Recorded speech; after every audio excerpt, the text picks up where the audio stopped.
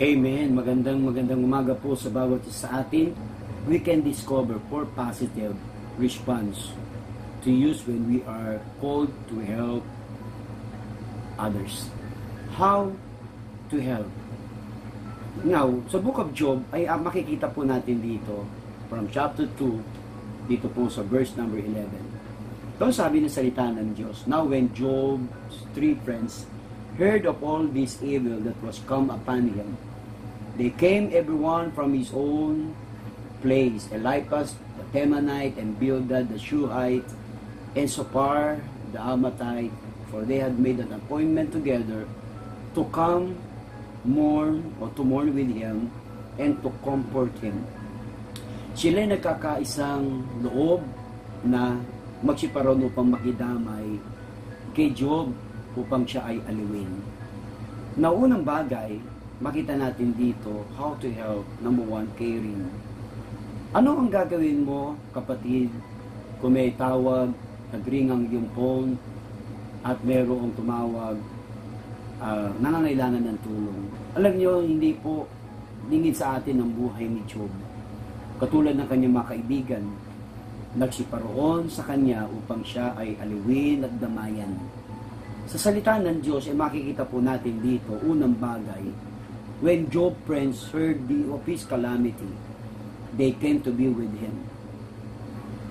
Now, na-overwhelmed sila. Why, Job? Sa kabila ng katapatan ni Job, ay dumating ang pagsubok, matinding pagsubok. Now, tayo po na dumadaan ng pagsubok, o maaaring hindi tayo dumaraan sa pagsubok, ay this time pwede tayong gamitin ng Diyos to care others.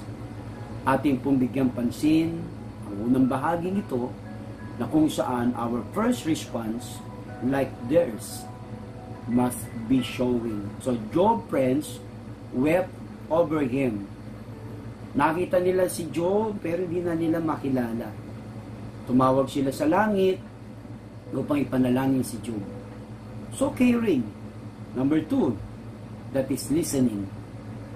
Isa ho sa magandang makita natin dito, after the week of silence ended, Job began to speak. According Job chapter 3. No, although sa bibig ni Job, very surprising na marinig sa kanya. No, hindi pangkaraniwan ito kay Job. Pero dahil siguro sa sobrang tindi ng hirap, sa sobrang tindi ng pasakit, ay gayon na lamang. Not only caring, listening, and number 3, accepting.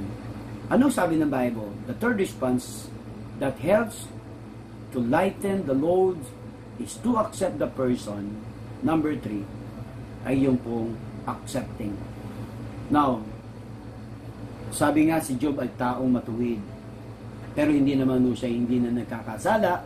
Si Job ay pwede pa rin magkamali. Pero ang blessing dito, hindi niya po hindi sinisi ang Diyos.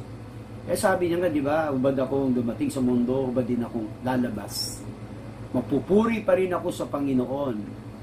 Now, kung si Job nga nakaya niya yan no? Tayo kaya. Konti lang yung pagsubok, kung minsan hindi pa natin nalalampasan ito. So, kayo pa man, sa buhay ni Job, makita po natin na kaya pala, no? Alam nyo, ang tao kasi ang response magalit, ang tao ang response magtampo sa Diyos, tumalikod sa Diyos. Kaya ang Diyos may process po sa ating lahat. So makita natin dito yung bagay na how to help, yung accepting. Why? Because when people are in the midst of grief or pain, okay, they say things that, sabi nga that may shock us. So there's no need for us to rush to God's defense. So, hindi tayo kinakailangan magalit sa Diyos, kapatid. Bagkos manalangin ka, Lord, thank you for all trials. Thank you, Lord, for all testing, difficulties in life. Kaya lahat tanggapin natin ang sabi ng Panginoon ito. And number 4, last, okay, encouraging. A fourth response that people okay, or that help people is to encourage them. So Job called these friends miserable comforters. No, miserable comforters. Mabuti nga yung tao, di ba? Parang siya nga dapat yung magtampo, siya yung mag-question sa Panginoon. No, tayo sana hindi ganon. Na tayo mismo ay nagpapasalamat sa Diyos, no? Tayo po ay dapat encourager. Na kahit tayo yung may mga pagsubok, encourager pa rin tayo. Comforter pa rin tayo. And how to help? What is your response? Ano kayang gagawin natin? Very interesting, di ba? Sa buhay ni Job, maraming blessing. And sometimes we see a need and want to help. But we are afraid of doing or saying the wrong thing. Sabi ng iba, ako nga nangangailangan, ba't pa ako tutulong sa iba? Diba, hindi pa nga ma-meet yung need ko, tutulong pa ako sa iba. Kapatid, hindi po pera ang usapan. Hindi po pera ang unang-unang solusyon, yung mismong ikaw. No? Go to your friends, loved ones, maaaring kaibigan, kapatid mo. Then, papray mo sa mga kapatid. Kaibigan, pagpipray kita. God loves you. Nawa ngayong umaga, ay yung blessing ng Panginoon ay sumatin. And today, sabi nga, kung ang buhay mo ilalaan sa Diyos, buong araw mo ay mapupuspos ng lubos. Muli, papalain tayo ng Diyos. Dakilang Diyos, salamat po at ang blessing sa amin ay hindi lamang yung material blessing, kundi yung spiritual blessing. Kung kami man may problema, ay makatulong pa rin kami sa iba. Hindi man pinansyal. Kami maging comforter, encourager sa bawat nangangailangan. Madama namin ang pangailangan ng iba.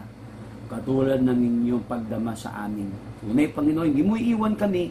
Ang bawat sa amin, kung meron mang tulad ni Job, hindi mo siya iiwan, hindi mo siya pababayaan. Papalayan mo kami ngayong araw na ito. Sa pangalan ni Jesus, O Diyos, inibigay namin sa inyo ang lahat ng kapurihan. Ito po ang aming samutiling at dalangin. Amen.